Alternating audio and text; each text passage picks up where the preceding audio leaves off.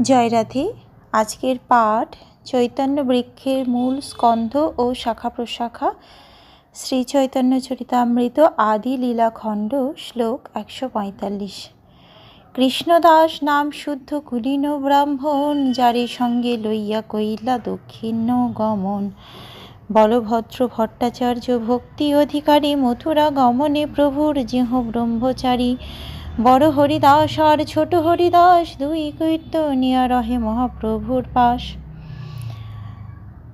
দ্বাবিংশতিতম ভক্ত হচ্ছেন কৃষ্ণদাস নামক এক শুদ্ধ কুলীন ব্রাহ্মণ। শ্রীচৈতন্য মহাপ্রভু যখন দক্ষিণ ভারত ভ্রমণ করছিলেন, তখন তিনি কৃষ্ণদাসকে তাঁর সঙ্গে নিয়েছিলেন।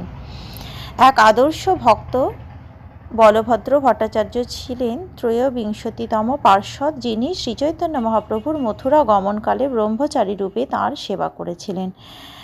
ছোট হরিদাসকে শ্রীচৈতন্য মহাপ্রভু ত্যাগ করেছিলেন, সে ঘটনা অন্তলীলার দ্বিতীয় পরিচ্ছেদে বর্ণিত হয়েছে।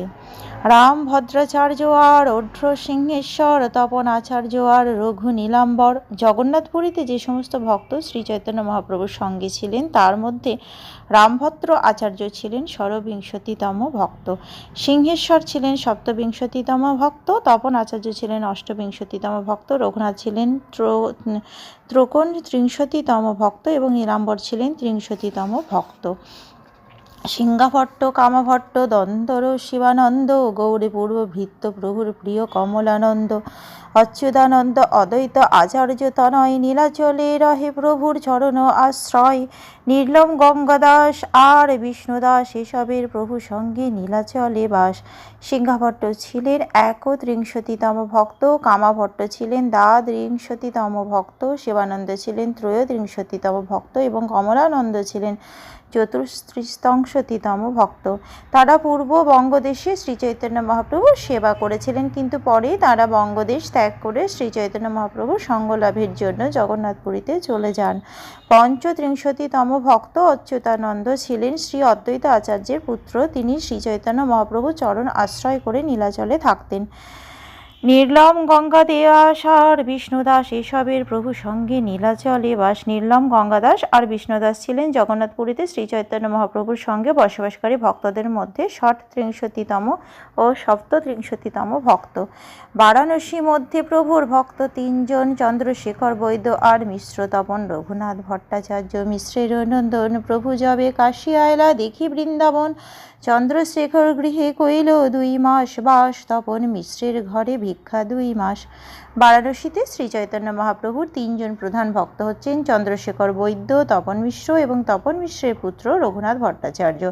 বৃন্দাবন দর্শন করে শ্রীচৈতন্য মহাপ্রভু যখন বারাণসীতে আসেন, তখন 2 মাস তিনি চন্দ্রশেখর বৈদ্যের গৃহে বাস করেন এবং তপন মিশ্রের ঘরে 2 মাস প্রসাদ পান।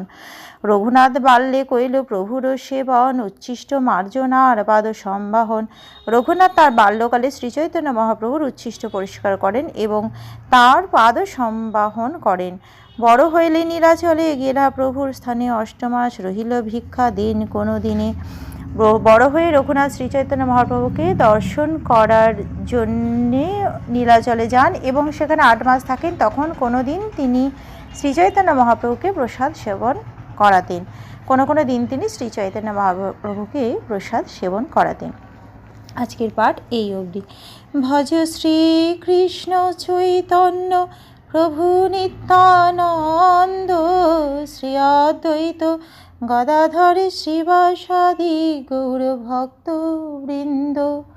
হরে কৃষ্ণ কৃষ্ণ কৃষ্ণ হরে হরে, হরে রাম রাম রাম হরে হরে।